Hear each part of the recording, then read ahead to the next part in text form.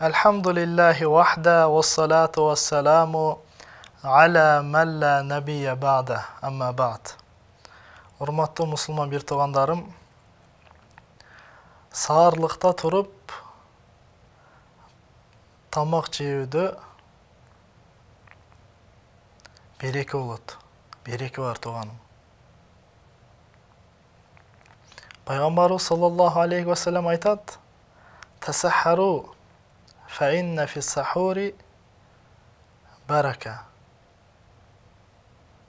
Саарлыкты ичкиле, себеби саарлыкты ичкенде, саарлык тамакта береке бар деди. Береке, тууганым. Эмне береке?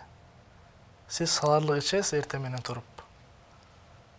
Сизге Аллах береке берет.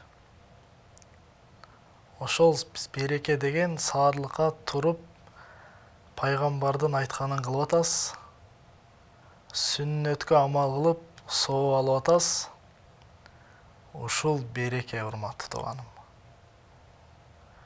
Ошол саарлыктын берекесинен сиз соопко жетишип атасыз.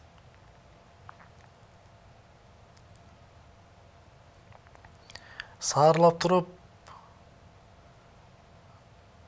тахажжуд окуп атасыз, саарлык кылыштан алдын. Зикир кылып атасыз, истигфар айтып атасыз. Ошол саарлыктын берекеси, тууганым. Дагы береке бар деген себеби, сиз саарлык ичесиз орозодо. Ошол саарлык ичип денеңизге кубат аласыз. Кечке чейин, ооз ачарга чейин сиз кыйналбай жакшы жүрөсүз. Кээде ачкачылыктан улам адамда жаман кулук мүнөздөр чыгып кетиши мүмкүн.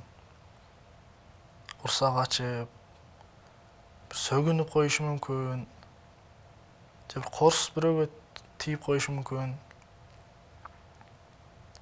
Саарлык ичүүдө береке бар.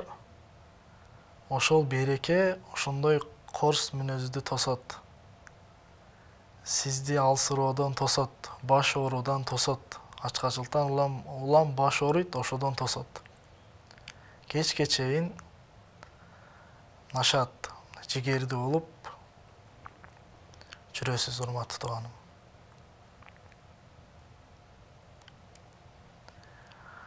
Урматтуу туугандар, саарлык качан болот өзү? Саарлык бул түндүн акыркы бөлүгүндө туруп, багымдаттын убактысы киргенге чейин ошол саарлыктын убактысы.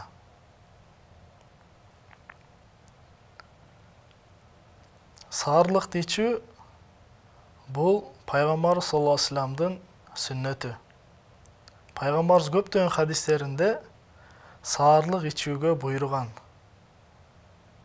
Христиандар менен еврейлерге окшошпогула саарлык ичкиле деген.